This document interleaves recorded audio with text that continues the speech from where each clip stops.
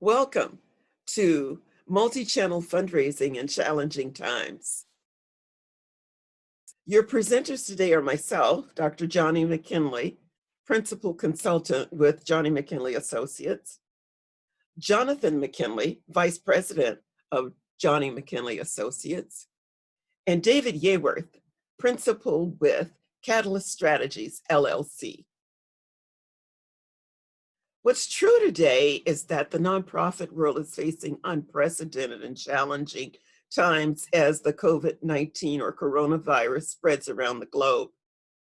Fundraising events are being canceled because of compliance with health guidelines, and fundraising options seem to be drying up or narrowing.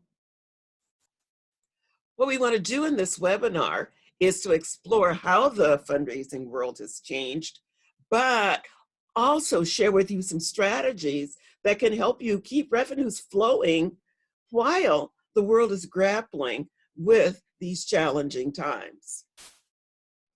We'll take a deep dive in introducing you to the hows and the whys of a multi-channel approach to fundraising and introduce you to some of those approaches that can help fundraising revenues keep flowing.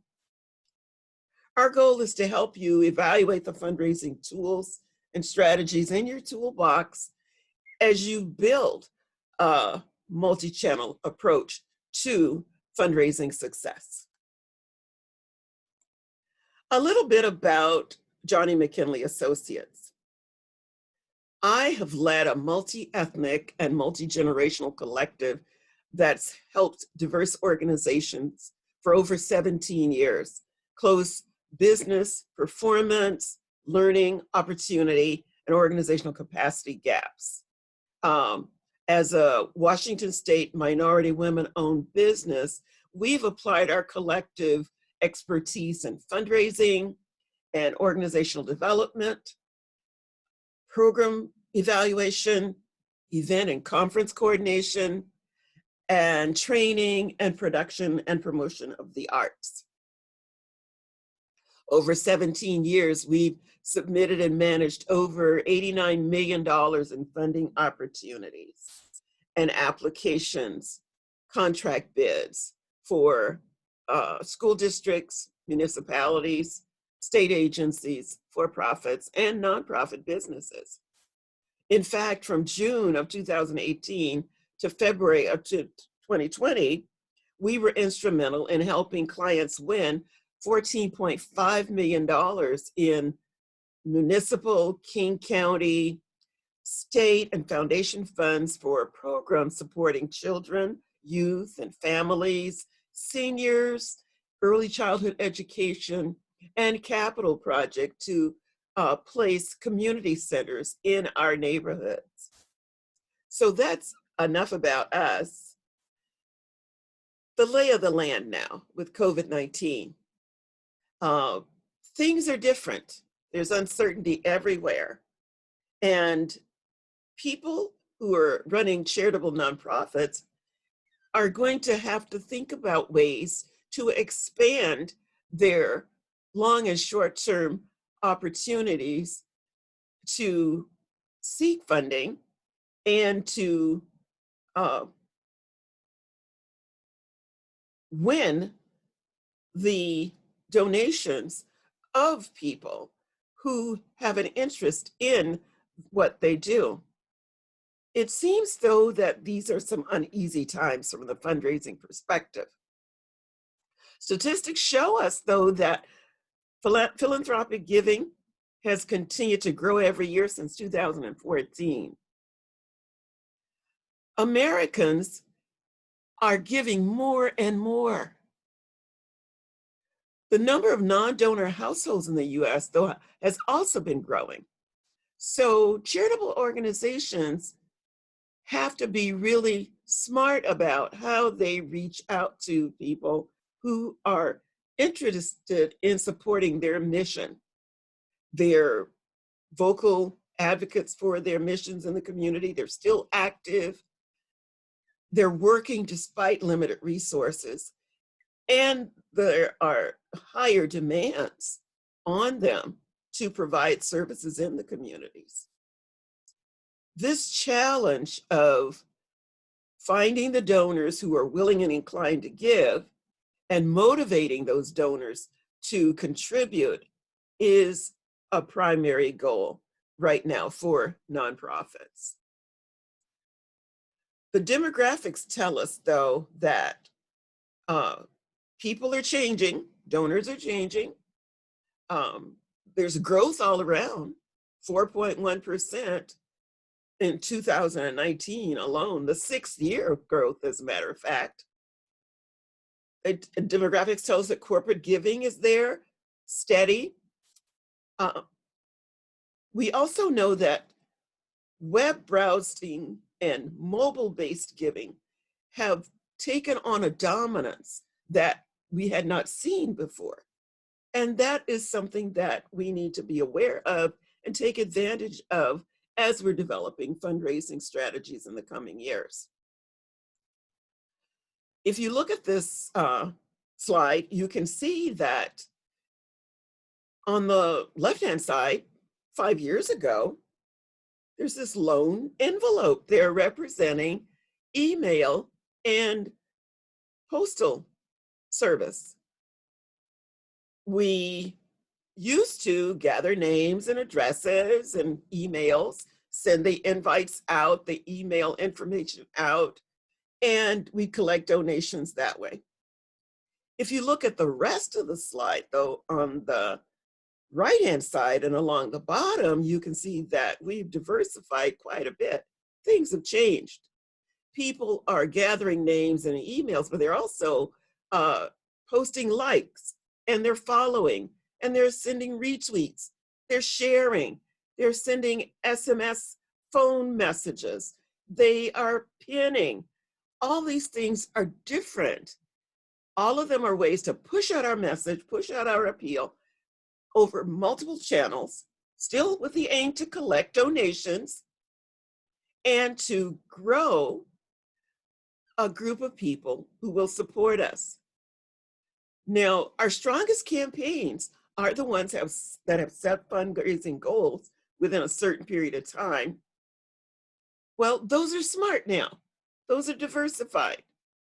We are looking for multiple channels, integrated channels of ways to get to people, to reach out to people, communicate with donors, and then get them to give in multiple ways.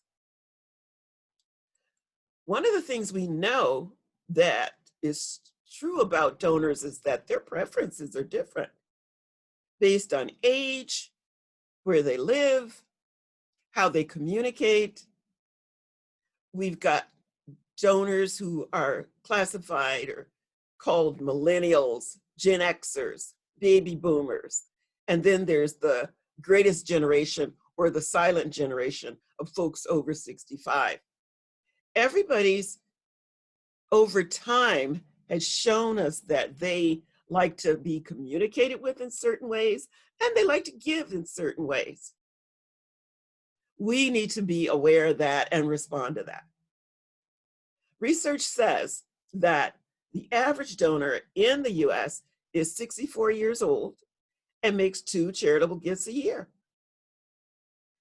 What we found is that more new givers, though, are giving online. And when they do so, their gifts are larger than the gifts than they would have given if they had not given online. And the difference is like $32 compared to a $64 gift. So we really want to expand on that multiple channel to see if we can reach people in a variety of ways. Another thing about our potential donors is that they give in different levels and they provide different levels of support for your organization. Now, the triangle that you see here is widest at the bottom and it contains the most of your donors. Those are the people who give occasionally, or they might give for an event that they like. The next level up, smaller number of donors, but still very important, are the annual and recurring donors who give every year. A smaller group up a little bit higher are the major donors and major givers. And they're very important because they usually provide large gifts. They are not as many as the previous two levels though, but they're very important. Equally important are those people who plan their bequests to you, plan gifts to you, and they give those gifts in a deferred manner, probably long after they have passed, but they give this as a legacy to your organization. It's important to think about how we would reach each one of those kinds of donors. What we need to do is to plan a path for multi-channel fundraising to reach all those different kinds of donors and at the different kinds of levels at which they would support us. And the way that we do that is multi-channel fundraising. So what is that? It means that you cultivate donors through more than one method, and principally through the 12 that we show in this slide. We've got direct mail, there's phone calls, recurring gifts, social media outreach, text to give, text messaging, crowdfunding, virtual events. We're going to be talking about each one of those in this webinar. The last two that you see there, corporate giving and grants, are big topics that we're going to cover in subsequent videos. The thing that we recommend is that each method is cultivated based on your needs and your interest. What's true is that the donations and interest in the philanthropic world is there. It continues to grow across the board. What is happening on the side of the nonprofit is that pursuing diverse communication and engagement methods and volunteer opportunities are a great way, a smart move in order to boost retention of donors, grow the donors across both online and traditional donation methods so that all of those contribute to your growth and development. We want you to think about converting donors to multiple giving channels over the lifetime that they are with you. So you've got donors who respond to your direct mail. We're hoping that they would also respond to a virtual campaign or that they would respond to a social media outreach plan. What we want to do in this webinar is to share with you the hows and whys of doing that with these folks who are potential donors. And we're going to help you get started with planning, giving you the hows and the whys of each one of the 10 channels that we're going to be discussing. Now, what I want you to do as we get started is I want you to take a quick personal survey. Now, in the survey, continuing to look at this slide, I want you to think about which one of these channels you have used already.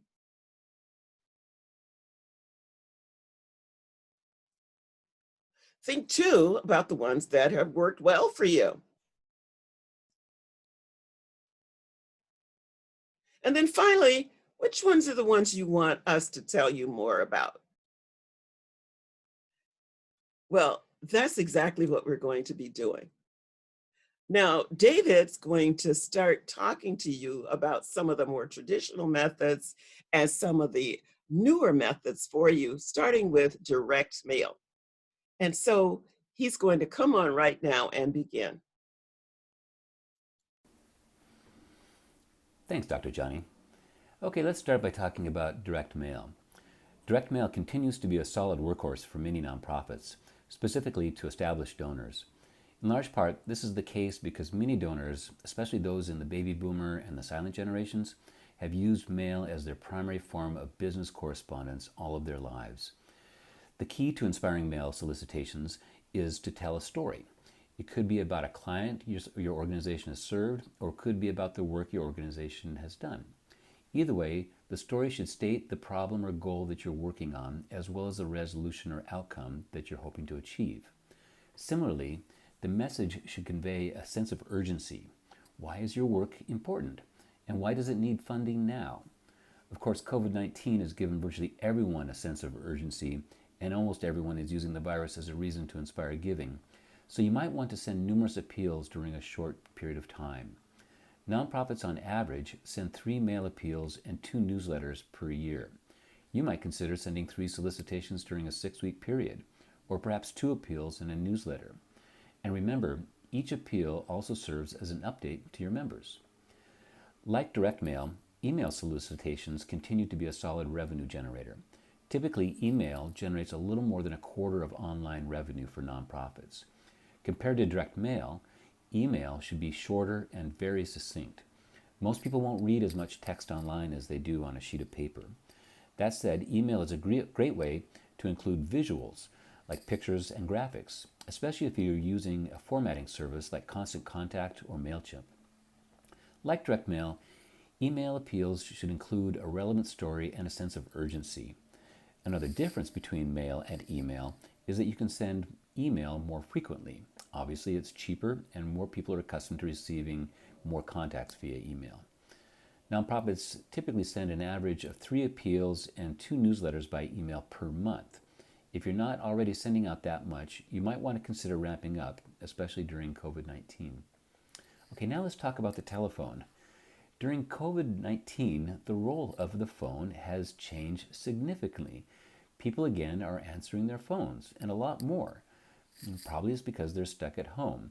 So this is a great time to deepen your relationships with your supporters, often simply by just saying thank you and not necessarily making an ask.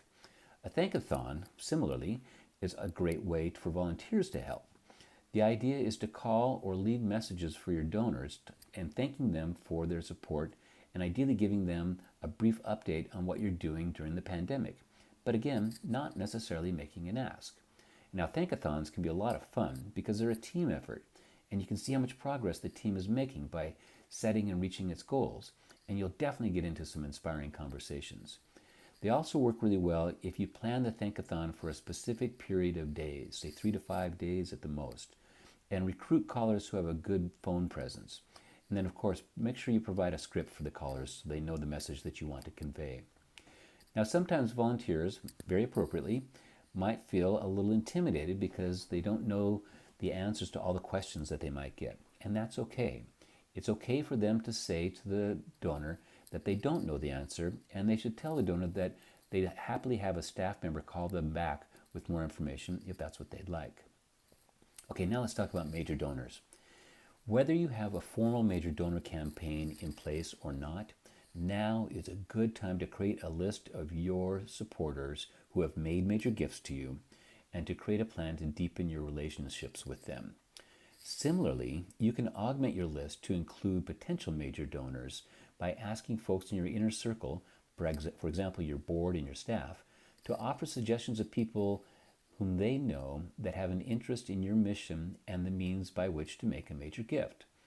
Now, organizations often have questions about what constitutes a major gift. There's no one right way to make that decision.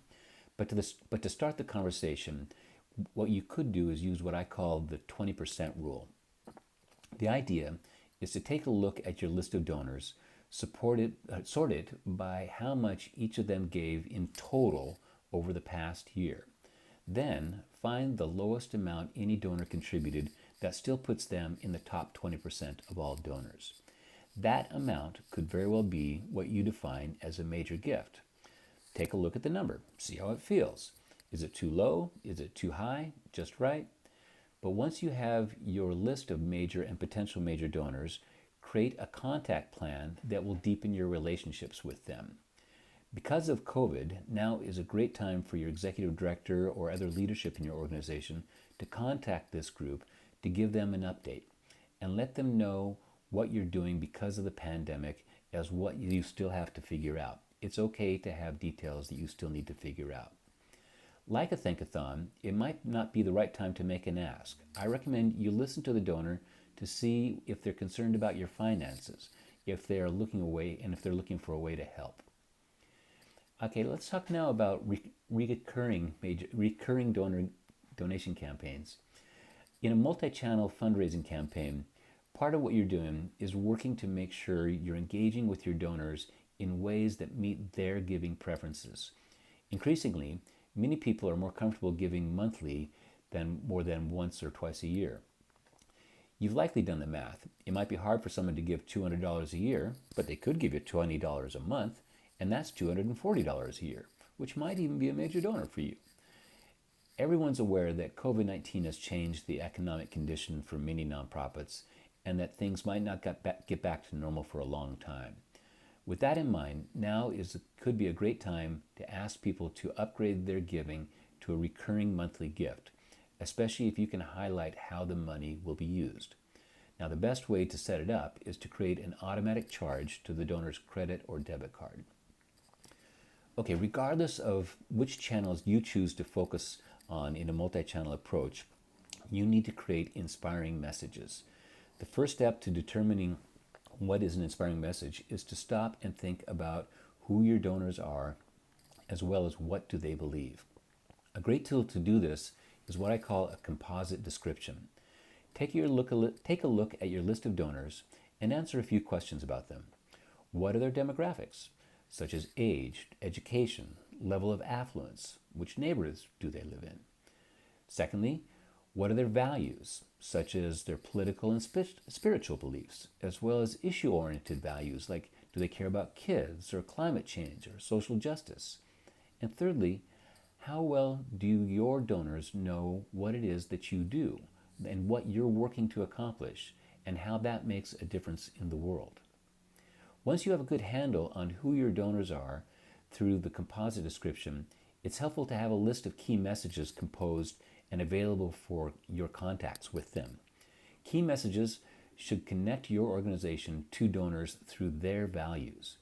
Take a look at the values your donors and potential donors have, compose a brief statement for each value, say up to 100 words or so, and that addresses how your organization contributes to solving the issues associated with that value. Now, that said, I am not recommending that you stray outside of your mission or state that you do something that you don't. Rather, I'm encouraging you to see your organization and the good work that you do to the values of your donors and your potential donors. I bet you'll be pleasantly surprised if you stop and think about all the reasons you and your organization are making a difference in our world.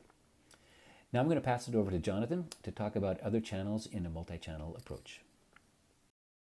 Hello, my name is Jonathan McKinley, and I'm here to help you and your organization with your social media outreach.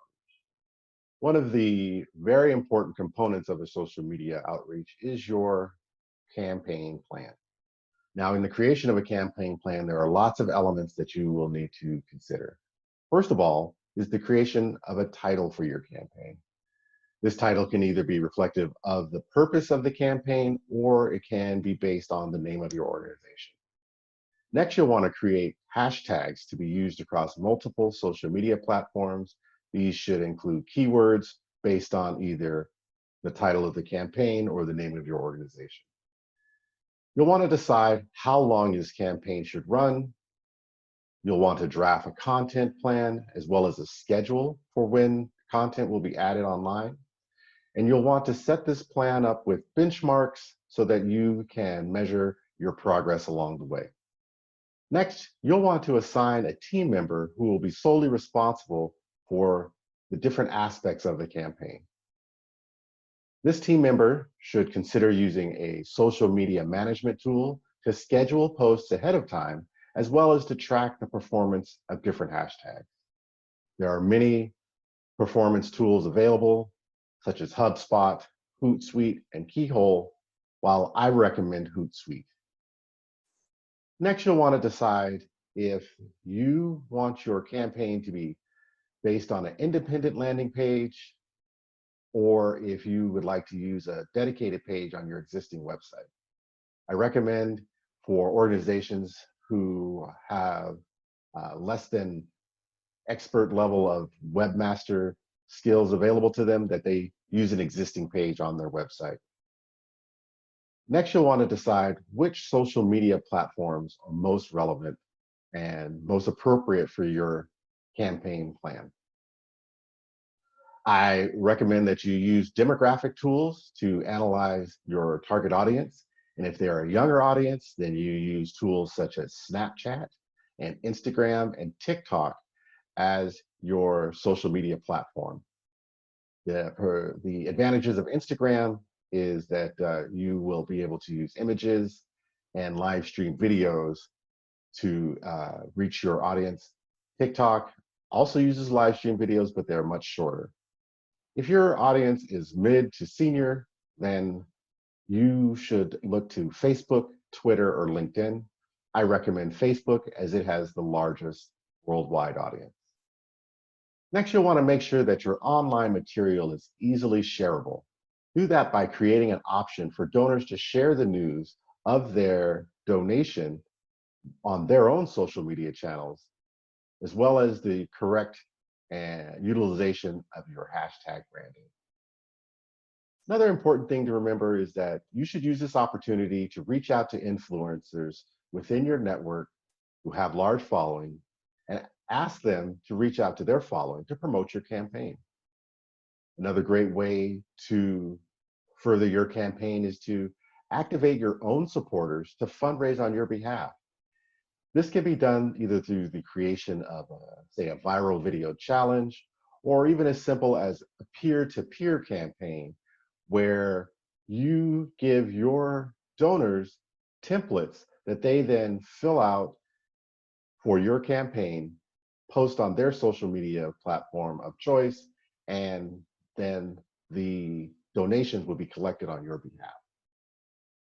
When you are crafting your message, be sure to tailor your message to each platform. Do not use a cut and paste approach, as certain platforms have shorter character limits and others are better suited to visual imagery rather than long story forms. You also want to be sure to create a clear call to action. Think of what action you specifically want people to take and be sure to include this in all of your postings, whether it be to donate money, time, or resources. Next, you want to be sure to show your supporters exactly how their donations are making a difference to your organization. This is where the power of social media really comes through for you. Use the power of pictures, video, storytelling, and use this to help show your audience exactly how their donation is helping your organization pursue its mission. Finally, be sure to celebrate all your milestones along the way and thank individual donors in a very deliberate manner. Be sure to engage with the donors on social media and thank them individually for their donations. Now we're going to discuss text messaging-based fundraising, also known as text to give. These platforms have been around for quite some time, though earlier editions of this were only available through cell phone carriers. Now, however, there are plenty of online platforms to give you the text to give functionality. One I'd like to start with is called Snowball. The features of Snowball are that they offer complete fundraising software, and they also allow you to run fundraising events through their tool. Next is One Cause. One Cause has the added benefit of giving you a keyword generator, which is very helpful when you are trying to promote your event. It also allows you to generate automated receipts and allows you to collect donor information. Next, we have QGive. Now, QGive allows you to have unlimited customizable donation form as well as no limits on the donation amounts. Next is mGive. Now, mGive has a relationship with wireless carriers and allows you to bill directly to the wireless carrier's cell phone bill, thereby allowing your donors to not have to give out their credit card information. Connect to Give offers the same type of functionality. Both of these programs have preset donation limits of $5, $10, and $25. My recommendation is Give Lively. Give Lively is a philanthropic funded social investment initiative, and it offers both peer-to-peer fundraising and event ticketing. This Give Lively is always free, and donors can pay with Apple Pay or Google Pay. Something else to remember when you are doing your Text to Give campaign is that you want to try to keep your campaign as simple as possible. You're going to be given the option to create custom donate codes, and you want to make those very simple for your donors to remember and to relate to your campaign. You'll want to be sure to integrate your donate codes into all of your other marketing campaigns. So put this on your social media channels, put this in your press releases. You should also put this in the email signature of all the board members so that you can spread the word of your campaign. Also, don't forget to follow up and send thank you notes via social media to all donors. Be sure to also respond to the Text to Give campaign donors with a text message thank you. Also, remember to add a special spot on your website that thanks donors specifically for their donations. Next, we're going to discuss crowdfunding. Now, crowdfunding has a wide variety of definitions to different platforms and to different people. So be sure that when you're researching your crowdfunding platform, that it is designed to work for nonprofits. When doing that, you will find some that offer donor data collection, that offer campaign management, as well as fundraising management. With that, I would like to discuss Mighty Cause, GoFundMe, Bonfire, Fundly, Donately, and Donate Kindly. First of all, Mighty Cause is the one that I would recommend that your organization go with, as they offer unlimited fundraising campaigns, unlimited peer-to-peer campaigns, which, if you remember, are the ones where your donors actually set up custom campaigns on your behalf and promote them through their own social media. That is a great help for any nonprofit. They also offer no monthly fees and a very low processing fee of only 2.2% and a transaction fee of 29 cents per transaction. The processing fees and the transaction fees range anywhere from 2.2% to as high as 3%. So be sure to research those. Transaction fees also range from 29 cents to 35 cents. Next is GoFundMe. GoFundMe is a well-established crowdfunding platform. However, as a nonprofit, if you're not registered on the PayPal Giving Fund database, you will not be able to use it as a nonprofit, and you will pay slightly higher processing and transaction fees. Bonfire offers nonprofits the benefit of doing t-shirt-based fundraising, which, depending on your demographic, may be a home run for you. Next, Fundly offers a platform with built-in social media sharing features, which again, based on your demographic, may be another home run. Donately offers to create crowdfunding pages for you, as well as offering you customizable donation forms. Donate Kindly offers in-depth donor data analyzation and online fundraising and crowdfunding tools. We are all aware of the current guidelines surrounding wearing masks and social distancing in order to keep ourselves safe when we're in gathering. Such safety guidelines mean that many nonprofits are turning to virtual fundraising tactics to continue to increase revenue while they can't be together for those big events they typically hold. The good news is that there are scores of virtual fundraising events. You're only limited by your imagination, time you want to devote to these creative events, and how often your team wants to hold an online event or an event through social media. A few ideas that your organization could use as virtual fundraising events include everything from a movie night to online shopping to Facebook Live events or even cooking lessons. As we wrap up this webinar, I want you to think about what success in multi-channel fundraising looks like for you. We know that organizations need to update their traditional fundraising strategies to respond to giving opportunities and changes that are occurring as we live in this time of COVID-19. We know that multi-channel fundraising will help you respond. There are changing health, economic, and social conditions that we're living through right now.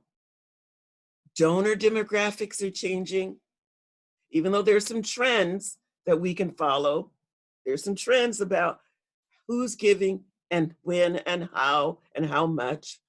We can use that information about the trends to help us get smart about our approach. There's the dominance of the social media outreach channels that will help you immensely as you build your multi-channel fundraising plan. We're hoping that you will use this information that we've given you about the hows and whys of each of the channels we've shared as you develop your fundraising plans in the coming years.